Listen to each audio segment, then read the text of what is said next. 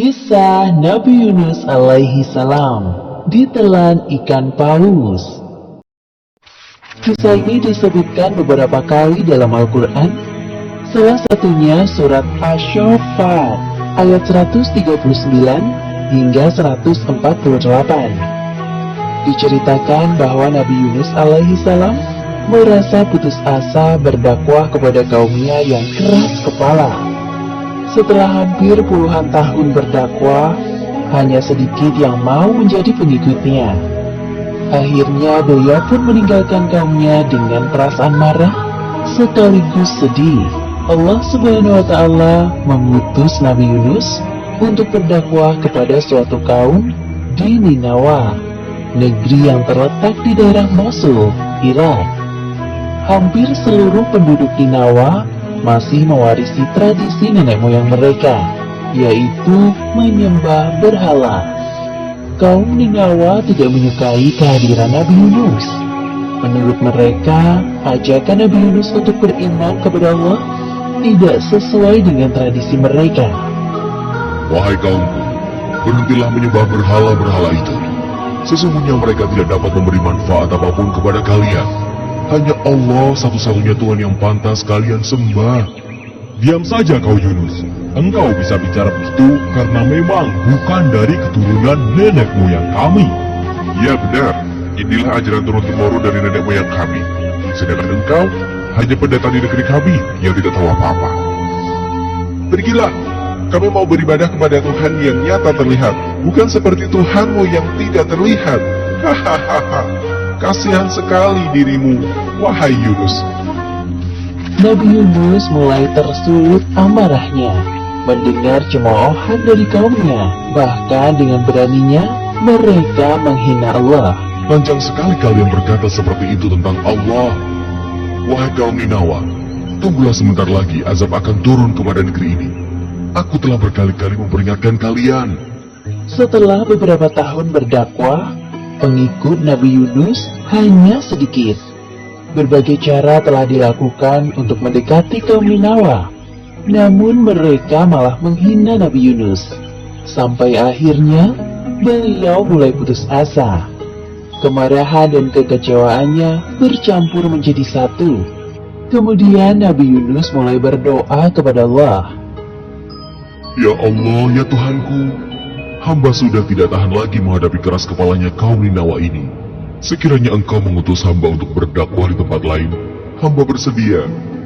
Ya Allah, hamba mohon kabulkan permintaan hamba ini. Disinilah letak ujian Nabi Yunus. Beliau tidak sabar dalam menghadapi kaumnya dan akhirnya memilih untuk meninggalkan negeri Ninawa. Padahal tugas dakwahnya belum usai.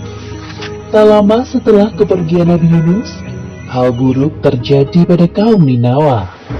Tiba-tiba, cuaca yang awalnya cerah berubah menjadi gelap.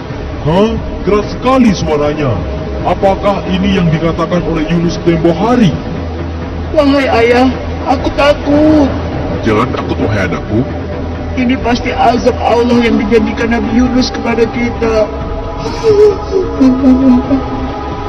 Satu persatu kaum Ninawa mulai keluar dari rumahnya. Mereka bersujud dan mulai menyadari akan kesalahannya. Ya Allah, maafkanlah perilaku kami yang tidak mau beriman kepadamu. Kami sudah zalim kepada Yunus, Nabi utusanmu. Ya Allah, ampunilah perbuatan kami. Kami sungguh-sungguh bertaubat kepadamu. Ya Allah. Kemudian Allah tidak jadi menurunkan azab kepada penduduk negeri Ninawa, seperti yang disebutkan dalam Al-Quran surat Yunus ayat 98. Ketika mereka, kaum Yunus itu beriman, kami hilangkan dari mereka azab yang menghinakan dalam kehidupan dunia, dan kami beri kesenangan kepada mereka sampai waktu tertentu. Sementara itu, Nabi Yunus telah berjalan cukup jauh. Sampailah beliau di tepi pantai. Langit sore nampak bersahabat. Terlihat di sana ada kapal yang akan berlayar. Kemudian, Nabi Yunus pun ikut masuk ke dalam rombongan kapal yang akan berlayar itu. Semua orang heran melihat penampakan seorang nabi di dalam kapal.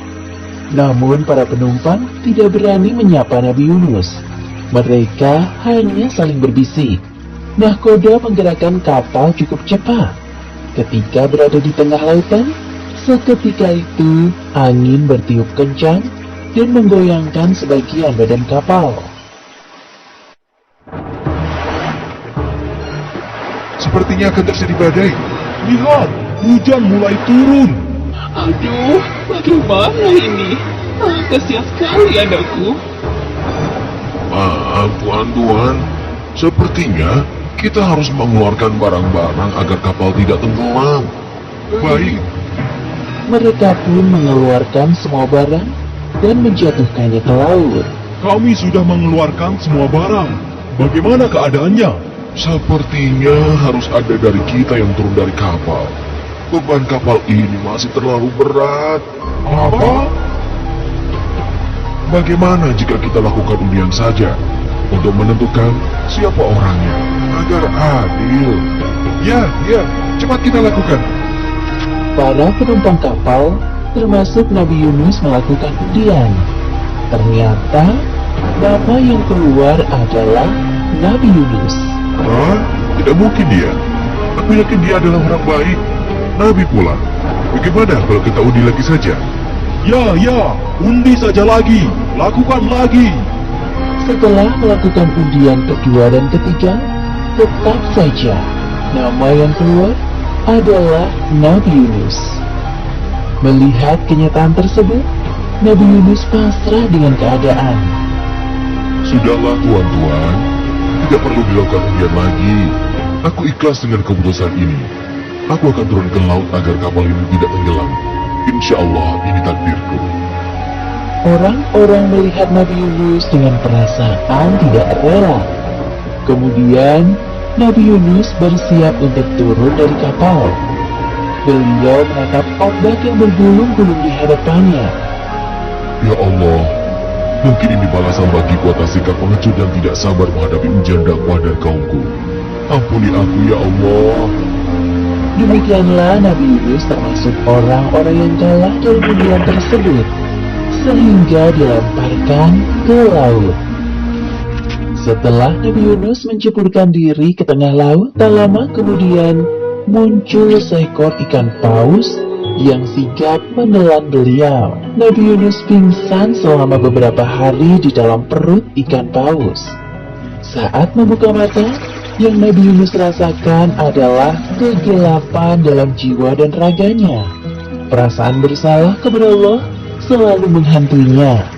Tubuhnya tidak berdaya karena tidak ada asupan makanan selama berada di dalam perut ikan paus. Kemudian Nabi Yunus dengan segala kekuatannya berdoa kepada Allah. Seperti yang disebutkan dalam Al-Quran, Surat Al-Anbiya ayat 87. Tidak ada Tuhan selain Engkau, Maha Suci Engkau. Sungguh, aku termasuk orang-orang yang zalim. Allah seketika itu menjawab doa Nabi Yunus dan menghilangkan kesedihan yang dirasakannya. Allah melalui perantara ikan paus melemparkan Nabi Yunus di sebuah daratan yang tandus. Nabi Yunus keluar dari perut ikan paus dengan keadaan lemah dan sakit. Lalu Allah menumbuhkan tanaman di dekatnya dan beliau pun menikmatinya. Tubuhnya kembali bugar. Alhamdulillahirabbil alamin. Terima kasih ya Allah. Setelah kondisinya berangsur pulih seperti sedia kala, Nabi Yunus kembali kepada kaumnya di Ninawa. Sesampainya di sana, Nabi Yunus disambut hangat oleh kaumnya. Beliau sangat terharu atas perlakuan yang diberikan oleh kaumnya. Kaum Ninawa sekarang sudah jauh berubah lebih baik dari sebelumnya. Mereka hanya beriman kepada Allah Subhanahu wa Ta'ala, seperti yang disebutkan dalam surat Asy-Syaffat ayat 147 hingga 148. dan kami utus dia kepada 100.000 orang atau lebih, sehingga mereka beriman. Karena itu, kami anugerahkan kenikmatan hidup kepada mereka hingga waktu tertentu. Demikianlah akhir kisah Nabi Yunus alaihi salam. Hikmah yang dapat kita ambil dari kisah ini: pertama, hendaknya kita belajar untuk bersikap sabar dalam menahan amarah. Kedua, Allah mengabulkan doa hambanya yang bermasalah dengan syarat seorang hamba tersebut harus bersungguh-sungguh dalam beribadah kepadanya.